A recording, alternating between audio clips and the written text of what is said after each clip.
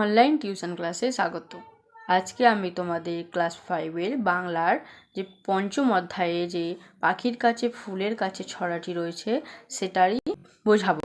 তোমরা এই চ্যানেলে নতুন হয়ে থাকলে আমার চ্যানেলটি সাবস্ক্রাইব করে দাও, যাতে পরের ভিডিওগুলি তোমাদের কাছে খুব সহজে চলে যায়।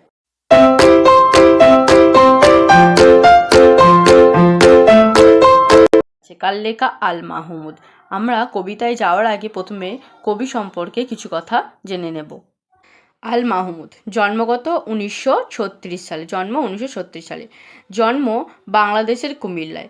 ষষ্ঠ শ্রেণীতে পড়ার সময় থেকেই তার কবিতা, গল্প দৈনিক সত্যযুগ পত্রিকায় ছাপা হয়।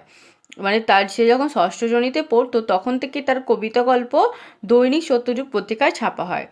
তিনি যখন দশম শ্রেণীর ছাত্র তখন বাংলাদেশে ভাষা বিদ্রোহ শুরু হলে তিনি সক্রিয়ভাবে তাতে যোগদান করেন। তাহলে তিনি যখন দশম শ্রেণীতে পড়ে তখন বাংলাদেশে ভাষা বিদ্রোহ হয়েছিল এবং সেই বিদ্রোহতে তিনি যোগদান করেছিলেন। দৈনিক গণকণ্ঠ কাগজের সম্পাদক ছিলেন। তিনি দৈনিক গণকণ্ঠ কাগজের সম্পাদক ছিলেন। উল্লেখযোগ্য কবিতার বই: লোকান্তর, কলের কলম, সোনালী কাবিন। তার উল্লেখযোগ্য কবিতার মধ্যে কী কী রয়েছে? যে লোকান্তর, কলের কলম, সোনালী কাবিন ইত্যাদি। তিনি বাংলাদেশের বিখ্যাত কবি। সে দেশের বাংলা একাডেমি পুরস্কার সহ বহু পুরস্কার সম্মানিত। তিনি বাংলাদেশের বিখ্যাত কবি ছিলেন। সেই দেশের বাংলা একাডেমি পুরস্কার এছাড়াও অন্যান্য পুরস্কারে তিনি সম্মানিত হয়েছিলেন। এই কবিতাটি পাখির কাছে ফুলের কাছে কবিতার বই থেকে নেওয়া হয়েছে। এই কবিতাটি তার পাখির কাছে ফুলের কাছে কবিতা থেকে নেওয়া হয়েছে। এর থেকে যে কোয়েশ্চেনগুলো আছে আমি যখন পরের ভিডিওতে হাতে কলমের প্রশ্নের উত্তরগুলো দেব তার সাথে আমি উত্তরগুলো দিয়ে দেব। কাল লেখা আল মাহমুদ বলেছে, নারকেলের ওই লম্বা মাথায় হঠাৎ দেখি কাল, ডাবের মতো চাঁদ উঠেছে ঠান্ডা ও গোলগাল।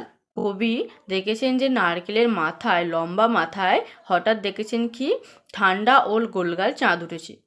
ছিটকেনিটা আস্তে খুলে পেরিয়ে গেলাম ঘর, ঝিমধারা এই মস্ত শহর কাঁপছিল তরতর। যখন সে ছিটকিনিটা আস্তে খুলে ঘর থেকে বেরিয়ে গেলেন তখন কি দেখলেন?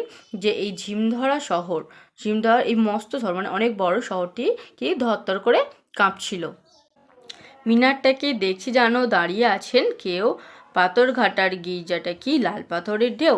সে বাইরে গিয়ে দেখছে যে মিনারটাকে দেখছে যেন কেউ দাঁড়িয়ে আছে, আর পাথরঘাটার গির্জাটাকে তার যেন মনে হচ্ছে লাল পাথরের ঢেউ। দারোগাতলা পার হয়ে যেই মোড় ফিরেছি মানে দারোগাতলা পার হয়ে যে বাঁ দিকে ফিরেছে, কোত্থেকে এক উটকো পাহাড় ডাক দিল আয় আয়। তখন কোত্থেকে এক বড় অজানা পাহাড়, মানে একটা পাহাড় আর কি, তাকে আয় আয় করে ডাক দিল বা ডাকছে আয় আয় করে। তা বলেছে পাহাড়টাকে হাত বুলিয়ে লাল দিঘিটার পাহাড়টাকে হাত বুলিয়ে মানে পাহাড়টাকে স্পর্শ করে যখন লাল দিঘিটার পাড়ে এগিয়ে দেখি জোনাকিদের বসেছে দরবার। যখন লাল দিঘিটার পাড়ে এগিয়ে গিয়ে দেখছে সেখানে জোনাকিদের দরবার বসেছে। আমায় দেখে কলকলিয়ে দিঘির কালো জল বলল, এসো আমরা সবাই না ঘুমানোর দল। তাকে মানে কবিকে দেখে কলকলিয়ে দিঘির কালো যে জল যাচ্ছে সে কবিকে ডেকে ডাকলো, বলল, এসো আমরা সবাই না ঘুমানোর দল।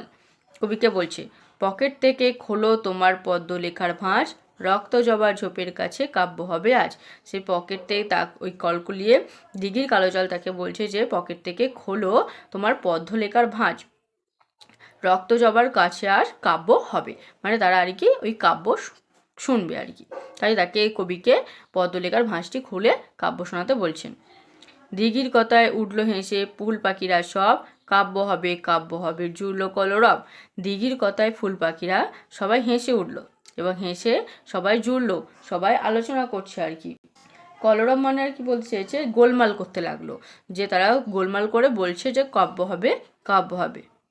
কি আর করি পকেট থেকে খুলে ছড়ার বই, পাখির কাছে ফুলের কাছে মনের কথা কই। তখন কবি আর কিছু না পেয়ে খুব তাড়াতাড়ি পকেট থেকে ছড়ার বইটা খুলে পাখি ও ফুলের কাছে নিজের মনের কথা শোনাতে লাগলো। তোমরা যদি আমার চ্যানেলে নতুন হয়ে থাকো প্লিজ চ্যানেলটি সাবস্ক্রাইব করে দাও, যাতে আমি পরবর্তী ভিডিওগুলি পোস্ট করার সাথে সাথে তোমাদের কাছে চলে যায় এবং তোমাদের সুবিধা হয়।